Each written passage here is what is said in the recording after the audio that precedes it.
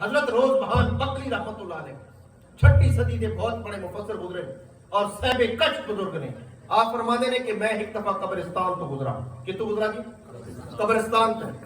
فرمایا میں جس ویلے قبرستان تو گزرا نا تو میں ویکھا کہ قبراں جو روحاں نکل کے آپس وچ بھڑدیاں ہوندیاں لڑدیاں پئیاں.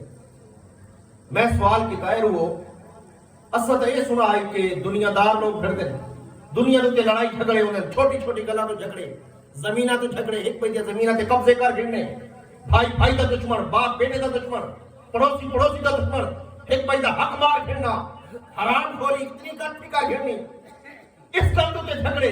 اساں تو سنا ہا کہ دنیا دار جھگڑ دے ہیں, تساں تا دنیا چھوڑ آیا ہو, دنیا تو آ گئے اور قبراں جا کے بھی آپس میں لڑائی جھگڑے ختم نہیں ہوتے. وجہ کیا ہے؟ فرمایا سادہ جھگڑنا, سادہ لڑنا یہ دنیا داراں دی طرح نہیں.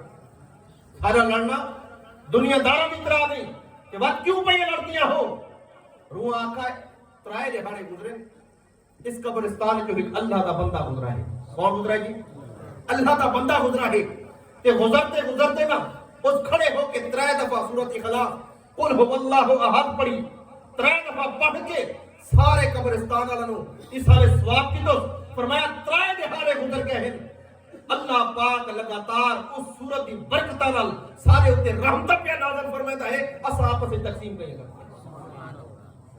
یارو سوچن دی گل اے ہے کہ کوئی بندہ گزرے قبرستان دے وچوں تے او 3 دفعہ سورت اخلاص چ پڑھے اور پڑھ کے قبرستان والوں اس والے ثواب کے کرے تے اللہ پاک 3 دن تک لگاتار پہ رحمتاں نازل فرماوے.